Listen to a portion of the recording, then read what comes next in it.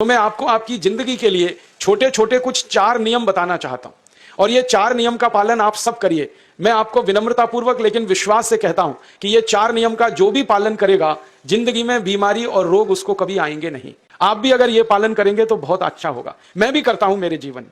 मैं पिछले 15 वर्षों से योग प्राणायाम करता हूं, उसके साथ कुछ नियम मैंने बनाए हैं, वो नियम का पालन करता हूं और वही नियम आपको बताना चाहता हूं। स्वामी जी पालन करते हैं, मैं करता हूं, हमारे लाखों योग शिक्षक करते हैं, और इन नियमों का पालन करने से हमको इतना लाभ हुआ है कि कभी बीमारी आती नहीं।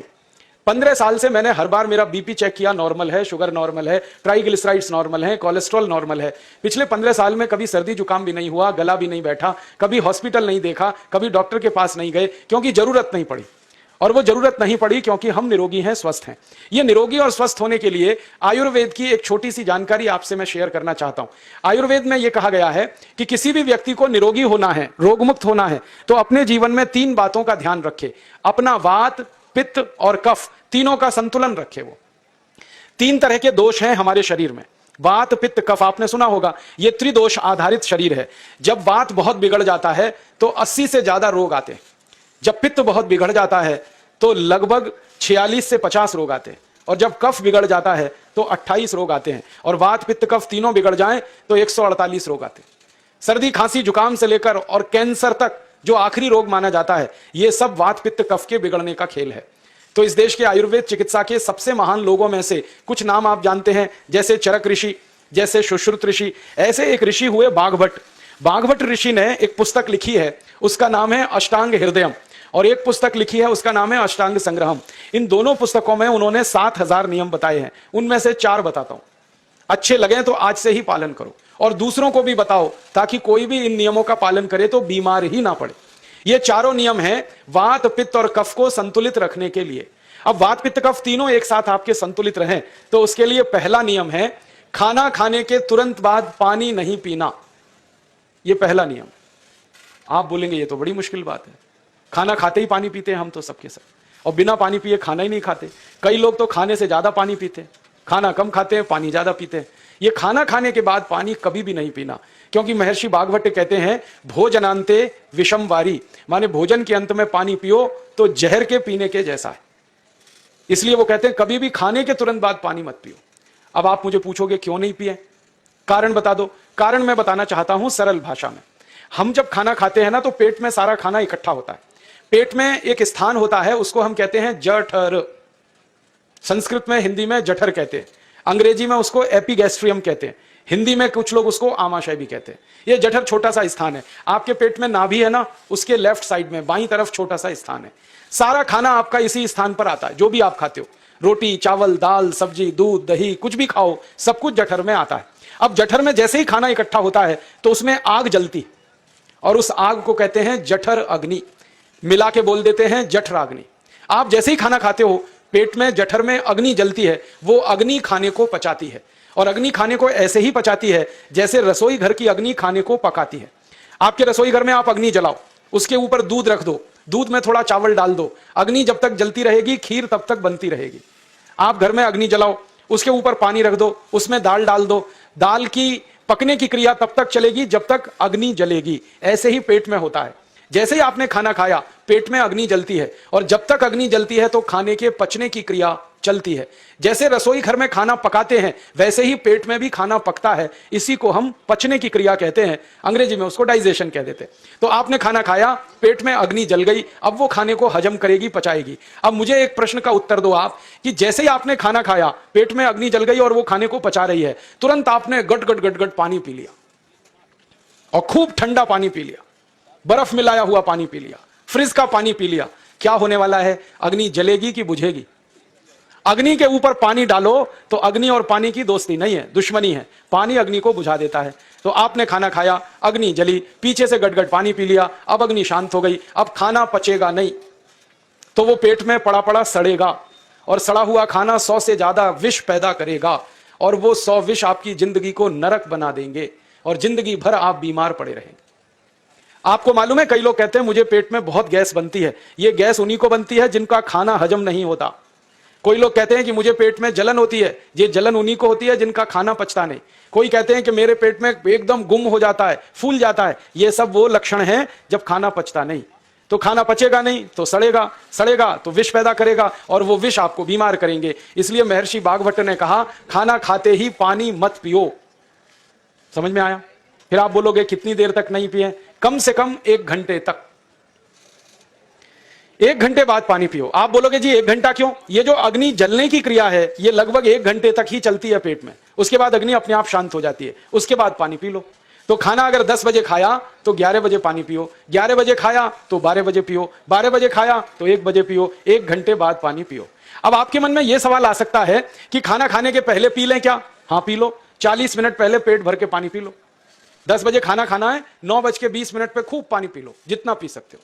11 बजे खाना खाना है, 10:20 पे पी लो, खूब पानी पी लो 40 मिनट पहले। आप और एक सवाल पूछ सकते हो कि अच्छा ठीक है, खाने के बाद पानी तो नहीं पिएंगे, कुछ और पी सकते हैं क्या पानी को छोड़कर? तो उसके लिए वाग्भट जी कहते हैं कि खाने के तुरंत बाद अगर पीना है तो दही की लस्सी पियो, मट्ठा। खाने के बाद अगर तुरंत पीना है तो फलों का रस पियो, गन्ने का रस पी लो, संतरे का रस पी लो, मौसमी का रस पी लो, अनार का रस पी लो। अब आप कहोगे ये सब महंगी महंगी चीजें बता रहे हैं, गन्ने का रस, संतरे का रस, अनार का रस, पैसे तो है नहीं। तो सबसे सस्ता रस है नींबू का ही रस पी लो, शिकंजी बना के पी लो, वो तो सबसे सस्ता है।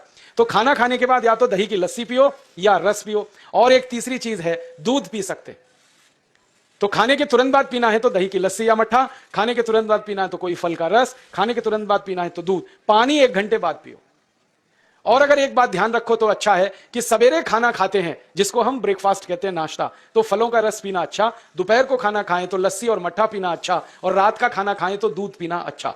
जो लोग इस नियम का पालन कर सकते हैं जिंदगी में कभी भी 80 रोग उनको नहीं हो सकते। वात पित्त कफ तीनों ही इस एक छोटे से नियम से संतुलित रहते हैं। तो ये पहला नियम मैंने आपसे कहा। दूसरा नियम एक और है, और वो नियम ये है कि पानी कभी भी पियो, घूट घूट भर के पियो।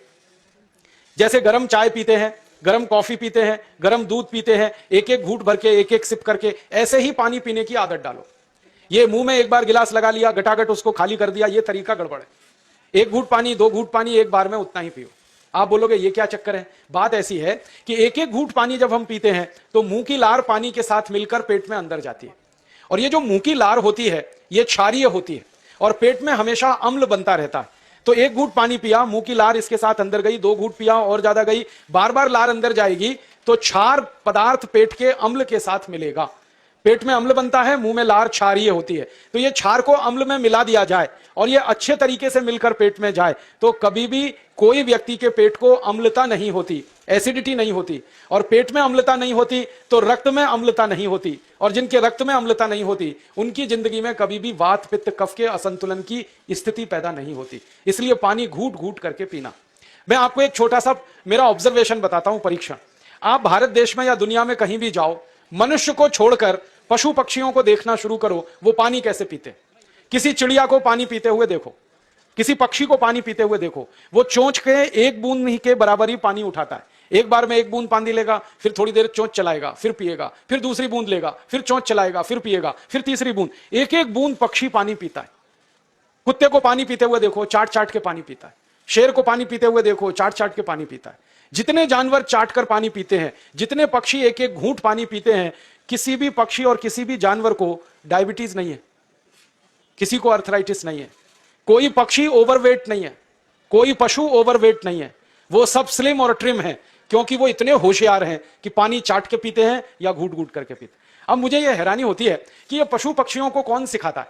वो अपने जन्म से ये ज्ञान सीख के आते हैं। उनका कोई गुरु नहीं है, उनका कोई विद्यालय नहीं है, उनके कोई प्रशिक्षण शिविर नहीं लगते, फिर भी उनको इतनी अकल है कि पानी घूट घूट पीना।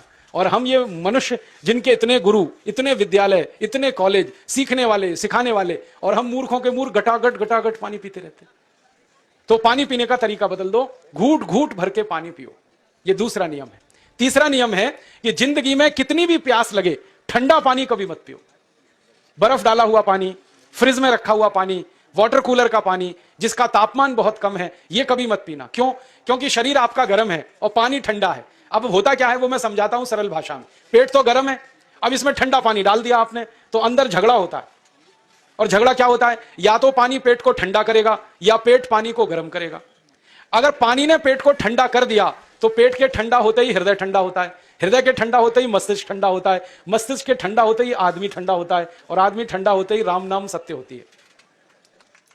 आपको मालूम है जब शरीर ठंडा पड़ जाता है तो घर में भी नहीं रखते, निकाल के बाहर सड़क पे रख देते।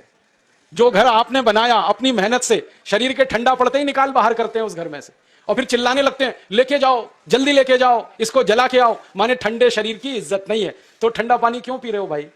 बंद कर दो। कोई जानवर ठंडा पानी नहीं पीता, कोई पक्षी नहीं पीता। तो आप ये ठंडा पानी पीना बंद करो, सादा पानी पीना शुरू करो। और गर्मी के दिनों में बहुत अगर आपको तकलीफ है तो मिट्टी के घड़े का पानी पी लेना, फ्रिज का और बर्फ का नहीं पीना। ये तीसरा नियम है। और चौथा और आखिरी नियम है कि आप सवेरे ही सवेरे जब सोकर उठते हो तो सबसे पहले पानी पियो। जैसे ही आपकी आंख खुल गई तो पहले 2-3 गिलास पानी पी लो, उसके बाद आप टॉयलेट में जाओ। उठते ही पानी पियोगे तो 2 फायदे हैं। पहला फायदा यह है कि पानी पेट में जाकर बड़ी आंत को साफ करता है, और जैसे ही बड़ी आंत की सफाई होगी पेट पे दबाव पड़ेगा और आप संडास घर में जाएंगे, 2-3 मिनट में पेट आपका साफ हो जाएगा। जिनका पेट सुबह एक बार में साफ हो जाता है उनकी जिंदगी में कभी रोग नहीं आता। इसलिए सुबह सुबह उठते ही पेट साफ होना जरूरी है। और उठते ही पानी पियोगे तो मुंह की जो लार है वो पानी के साथ मिलकर अंदर जाएगी। सुबह पेट में एसिड की मात्रा ज्यादा होती है, इसलिए लार का पेट में जाना बहुत जरूरी है। इसलिए सुबह उठते ही पानी पीना बहुत जरूरी है। ये 4 नियम हैं आयुर्वेद के। पहला नियम, खाना खाने के 1 घंटे बाद पानी पीना। दूसरा नियम, पानी को हमेशा घूट घूट भर के पीना। तीसरा नियम, कभी भी जिंदगी में ठंडा पानी नहीं पीना। और चौथा और आखिरी नियम, सवेरे उठते ही सबसे पहले पानी पीना। 4 नियमों का पालन जो भी अपने जीवन में कर सकता है वो वात पित्त कफ तीनों को संतुलित रख सकता है। और जिसका वात पित्त कफ संतुलित है उसके जीवन में बीमारी नहीं आती है। और जो बीमार नहीं पड़ते हैं वो स्वस्थ और तंदुरुस्त और सुखी रहते हैं। उनकी जिंदगी का खर्चा कम होता है और देश का भी बहुत सारा पैसा बचता है। आपको शायद मालूम है या नहीं, 1 साल में हम जब बीमार पड़ जाते हैं भारतवासी तो साल का करीब 6 लाख करोड़ रुपया हमारा खर्च हो जाता है उन बीमारियों का इलाज करने में। दोस्तों, सबसे पहले तो चैनल सब्सक्राइब करें, फिर लाइक, कमेंट और शेयर करें। और हाँ, हमारा एंड्रॉयड ऐप डाउनलोड करना ना भूलें।